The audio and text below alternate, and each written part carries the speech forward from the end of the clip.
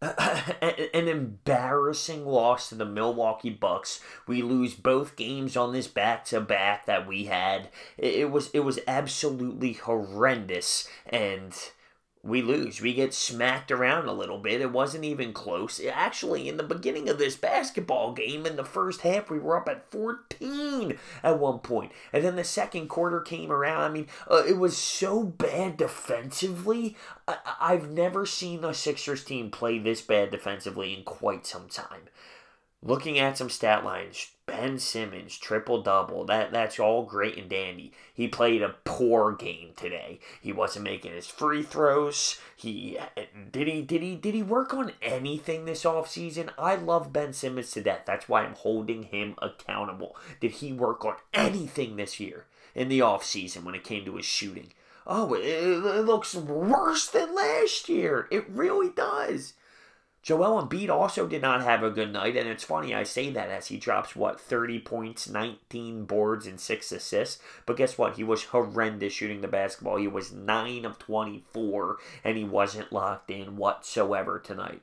Robert Covington, our best defender. Our best defender. Minus 25. Now, I understand what he was going up against on the other side, but first team all defense for these Robert Covington fans that we have here in Philadelphia. First team all day. Yeah, the analytics make him flawed when it comes to defense. Minus 25. If you're a first team all defender, you handle something like that a lot more efficient than what was tonight. Minus 25.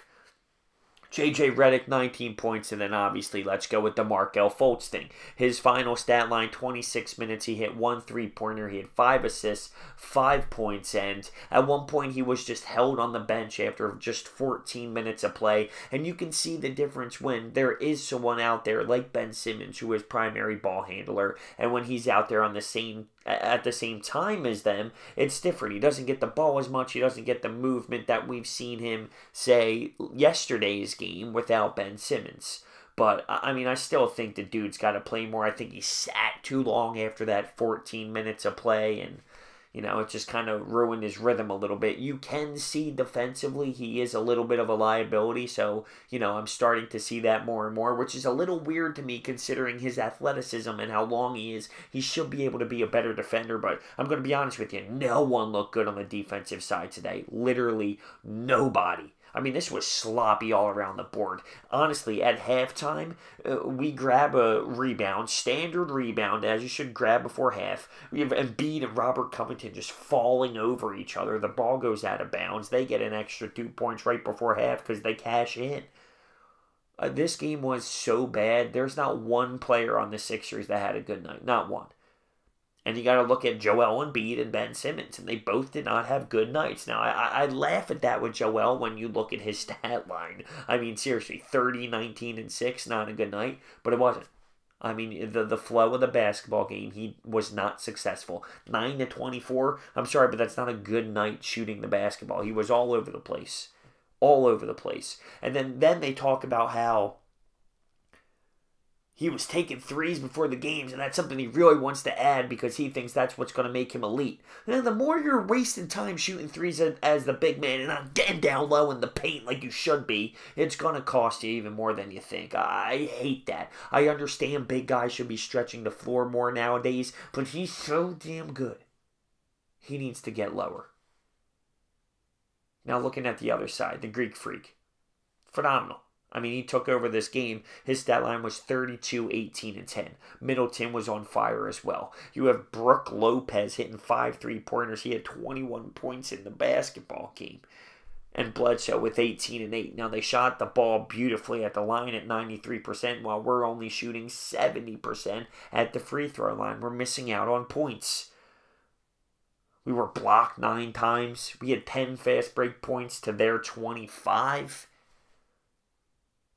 The game just stunk. And Dario Saric, this is how I put it in perspective with him. This is the comparison. He's the junior that comes back to college, and he thinks he did not. But I want to say this the right way. I'm going to say he's the junior that comes back from college, and he's expecting to play and just go out there and ball, and he comes a little bit out of shape. But the reason why Dario is coming in out of shape is because he played too much basketball in the offseason. The junior in college is realistically just partying in the offseason thinking he doesn't need to train. But with Dario Saric, it's like he just played so much basketball and came in this season. He just looks tired. He's not athletic enough. He looks slower. We're 2-3 after the first 5 games, and I know it's a back-to-back. I know it's tough, and people are tired, and it was a sloppy basketball game, and it looked bad. It looked bad. It was horrendous. What else do I need to say? Brett Brown needs to be questioned. What's the rotation? What is going on? What is our defense doing? There's questions to be answered. This was just horrendous. Let me know what you think down below. I'll see you next time.